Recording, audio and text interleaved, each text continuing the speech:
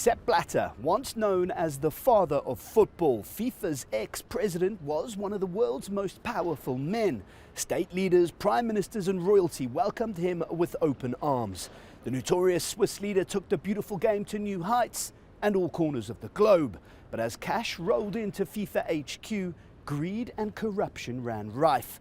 Many around Mr. Blatter were arrested and charged as the FBI stormed hotels at the crack of dawn. FIFA's top brass were picked off one by one, but a defiant Blatter has never been successfully prosecuted for any crime. The former FIFA president, who is still serving a 6-year ban from the organisation he once ran, maintains his innocence and says he was betrayed by those close to him. With the World Cup in Qatar just days away, the man who ruled FIFA for 17 years wants to set the record straight. I'm Lance Santos, and I sat down with Sepp Blatter one-on-one. Do you miss your old job? I mean, you were at one stage one of the most powerful men in the world. You made FIFA essentially what it is today. And in all that time, in your 17 years, you did it with a smile on your face. You loved what you did, didn't you? Absolutely. Do you miss it? I miss the football in general. And I am following the football because football was my life. For me, it was a mission, but a passion also. And I am very happy, and I'm a happy man to see that the football is doing well. FIFA has 2 billion followers, extraordinary, and the football is still the most popular event of the world. Mr. Blatter, after your resignation in 2015, you fell ill. You were also ill again last year. How is your health now? Have you recovered from that? Yeah, it is. It's better. It's much better. Much better. I am not so fit for the next Olympic Games. Mr. Blatter, do you think at your age, after everything you have done for FIFA, everything you achieved, you deserve now to be left alone by your former employer? Sure. It's not the case. It's not, is it? It's not the case. Why? It's not the case because my successor, who could come into FIFA, where we had extraordinary financial situation. We had 1.4 or 1.5 billion in reserves and about 600,000 million cash. That's a little bit too much to have so much cash there. We had in mobility. We had a hotel. We had 2 houses, big houses, because we put the money therein, not only for football, but most in the football. And then he could sit in there, and since he is there, he has never spoken with me. He has refused to speak with me. At the beginning, we had twice a meeting or get together. He said, "Okay, let's have the first Congress, not the election Congress. The next one was 2016 in Mexico. Give me a list of the problems which have not been solved." Because when I was suspended in the FIFA in the afternoon of October 2015, I thought it's a joke and I can go back the next day. I even have let all my personal belongings in my safe, passport, everything, because something wrong, I come back. I never came back. And this is terrible, and it goes on. And when one case, so-called, is finished, then another, that they attack another case. That's first, that's not respectful to a man or to an organization that have done so much for international football. And secondly, personally, it's a shame. It's a shame. Do you think Mr. Infantino respects you? He does not speak with me. He does not give an answer to my phone, to any, even with interposed people. He will not speak with me. I think. Do you think he's afraid? he's afraid? He's afraid to speak. Why is he afraid to sit down with you? What will you say to him? Ask him. He has introduced a politic in the staff in the FIFA, which is absolutely incredible. He does not want that people say hello to him. Then he is there, but he's not very often in FIFA. He does not. He has given instruction that you, if you are there and you say, "Good morning, Mr. President," no. He deliberately won't speak. He does not let anybody address him, and as he has not a personal elevator in the house, he will never be in the same elevator than somebody else. These are people working there now. They told me that. I haven't seen it personally. It's incredible. You previously said you felt betrayed by certain people. Was Gianni Infantino one of those people that betrayed you? Did he help to bring you down? Yeah, absolutely. Absolutely. But he was bringing down me. The only thing, the great danger he had was Platini becoming his successor, or now when he is in, that Platini can run against him beginning next year when there is a new election. And that's also why there has been an appeal against the decision of the federal tribunal of Bellinzona in criminal cases, which has that said Platini, Blatter, what in this matter of 2 million, totally free, nothing clear now. But as there is now an appeal made by the prosecutor, the case is still hanging, and during this time, Platini is suspended. It means that he cannot be a candidate. And concerning me I think it is a personal revenge on what, I don't know, because he is from the same country, or a small country where I'm coming from. Our two villages are 8 kilometers, but these villages are very, very, but it depends. Merely now he says that he's Italian and not Swiss. You believe that it was a deliberate act from the start from Gianni Infantino that betrayed yourself and Michel Platini. Why did he want to do that? Why did he want you out of the picture? It is his character. It is his character.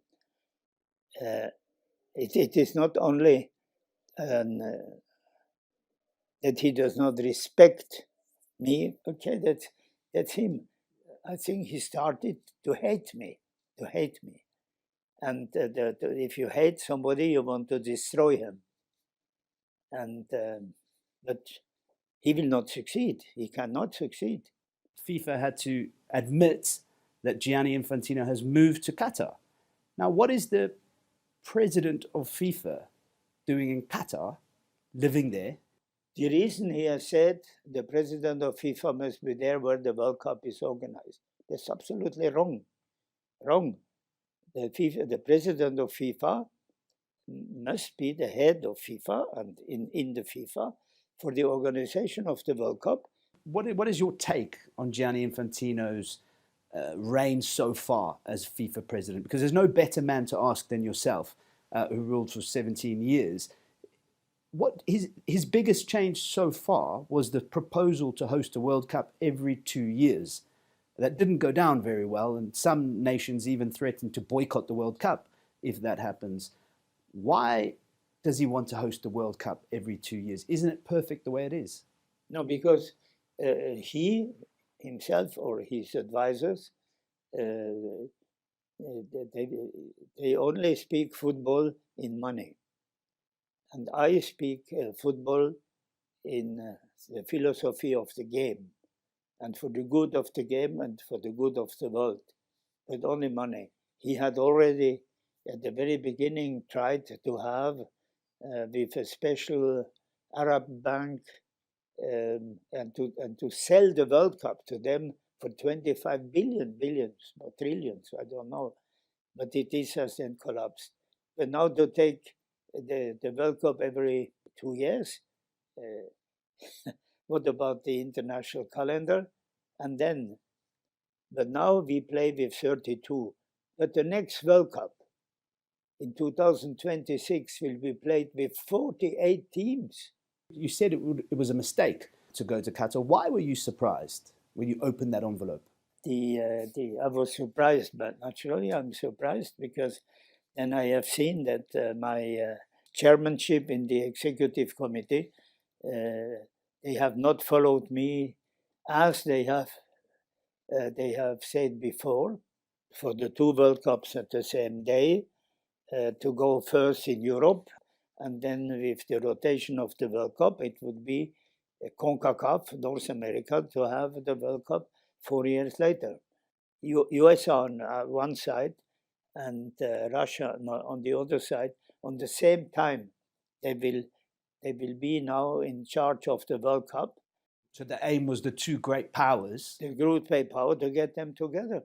So you told this to the executive committee. Yes, right? That was your idea. That was my idea, and then there was. Did they agree with you at the time? Did they say yes? No, that was a consensus. We have not applauded, but there was a consensus. Yes, we do it, and this consensus was only stopped exactly 1 week before this decision was taken by one of the members, Michel Platini, who phoned me by saying that you know this story. I know. You can tell me. He phoned me. I have been invited for a lunch, or after the lunch, in the president at that time, Sarkozy, and the heir apparent of Qatar. And at the end, Sarkozy told me, if you can help us for a little bit, then could you vote for Qatar?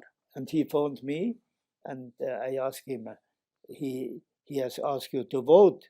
And he said, no, he has recommended to vote. He has not asked me, he recommended. Did that disappoint you? Yeah, but I knew at the beginning, the day before the vote, together with the president of football of the US, we phoned to Mr. Obama to respect him as president, and we were speaking about this World Cup. And then I have to tell him that it's now not so easy as I thought. And they told me, oh, I remember he said, yeah, but it's sport. He was not so very much surprised that something could happen differently. And do you think that was the beginning of the end for you? Do you think in awarding the World Cup to Qatar, against your best wishes, against your judgment at the time, do you think the Americans, that then sparked the American FBI investigation? Was it payback? Yeah, but the Americans started this investigation a little bit before this. But then when they have lost the World Cup also, then that they were thinking, who is responsible for that? And then said that's FIFA. And who is FIFA? Then at that time, the Americans have considered FIFA as a mafioso organization, and FIFA had a lot of money, and they have said we will organize what they did with the banks or with other economic organizations. They said you have something wrong, and we are the police of the world. We will take the money away. Then finally, I had to make a movement. I said I put my mandate at disposal. I was not at no demission. I said my mandate at disposal, and then it calmed down. But now the history said why they did it, and they continue afterwards to work for Infantino because they have realized. So the Americans are working for Infantino? The Americans? Yes. Yes. They are working for Mr. Some Infantino. of the Americans, yeah. They even gave him back some money from FIFA, which they have taken out from business in South America. But the problem was then they have realized at a sudden, because at the beginning they don't know the difference between soccer and football. They have realized that who is the man who has made the difference, and then recuperating the articles and what I have said officially several times to authorities. It was this phone call from whom? From Mr. Platini. And he wants to be the president now. No. That was the reaction of the Americans. And the Americans wanted, they wanted to get you, they wanted to bring you down. But as we've discussed, you've not been convicted of anything in any country. No, they have said who is the responsible is the president. And they tried, they wanted, but they have found nothing. So are you essentially saying that you're the victim of your own success because you turned FIFA around since 1998? Even your fiercest critics cannot argue that you turned this into a major money-making machine. By doing so, was the temptation for your executive committee members too great to ignore? Yeah, to ignore, and later on we know then also, obviously there was also some promises for not saying money in that game. The Americans, they have ordered a special company to see who was against or in favor of this World Cup, etc. And they had a list of people who obviously got some advantages, but in no list you could find my name. But did you know of any members of your executive committee that were doing the wrong things at the time? No. That were taking backhanders? No. Because of the 22 people from that 2010 executive committee that voted for the World Cup in Russia and Qatar, around roughly 17 have been implicated, some more serious than others. Some are no longer with us, but around 17 have been accused of corruption. Some have been charged. You know this, that there's lots of people around that will say, well, how did Mr. Blatter not know anything was going on at the time? How should they know the value, the moral value of the members of the executive committee, when the members of the executive committee are not elected by the Congress, but they are elected by the confederations? So those executive committee members, that do you regret not knowing what they were up to? Some of the committee members, which were charged and condemned by the Americans, had nothing to do with the election. They have been coached up when they were working for their confederation. What I'm essentially saying, Mr. Blatter, is you said you didn't know what was happening. You didn't know or see any corruption. That essentially is what cost you the job. Listen, I am in my education, what I have had, and in my job, what I have done, in all the studies I have done, in all the contacts with people, I trust people, and I trust especially people that work with me, and they work in my executive committee. The United Nations is a big organization. Have you ever said there is corruption in the United Nations? No, nobody says, because especially in the House of the United Nations, maybe we don't know, but everybody. But when it comes to football, then all is different. All is different. How do you think your legacy will be remembered? The legacy of my job, of my work, my mission, my passion was the football. And in this legacy, what I feel and hear also. Football people or the people, they say, he is the man who has organized modern football. I can tell you one thing which can I do. I am in peace with myself, with my spirit, and my head is still good enough that I can make the discernment between good or bad. That's good. I am also full, if I am with my heart, which are, let's say, relationships I have, I am tranquil, especially with my soul. I have no problem with the spirit, the heart, and the soul. That's me. So please don't go into these accusations which have been made. That's my last word. But football is all about the fans. You love the fans. You love the beautiful game. You've dedicated your entire life to this sport. It must hurt you that you have gone to court, you've been acquitted, but yet still there are people, there are fans that say, Mr. Blatter, he's corrupt. Does it hurt you?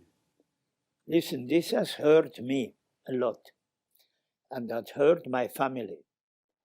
My granddaughter was even mobbed in a college in the Valais, in Sion, and she had to leave it because they brought somewhere articles where it said your grandfather, he is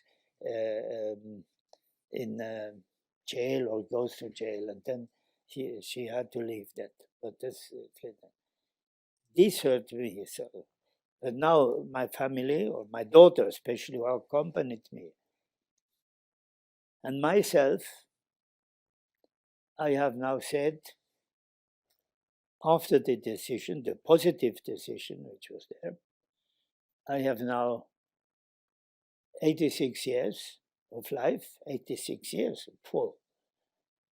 But then I have said, okay, now you have, I don't know, 5, 6 years to go. So take this time in peace and forget about it. And I can't forget the past, but there are new new matters coming in now. So that it does not hurt me any longer so much because I sleep well. So if you're invited to the World Cup, will you go? I am not invited, and if I am not invited until now, I will not go. Because if the FIFA definitely will not invite me, because Infantino, then he must meet me, and then then he will have some crackers there. He may say, and the Qatari, they have not yet decided, so they have some ask what will be my reaction. I don't go.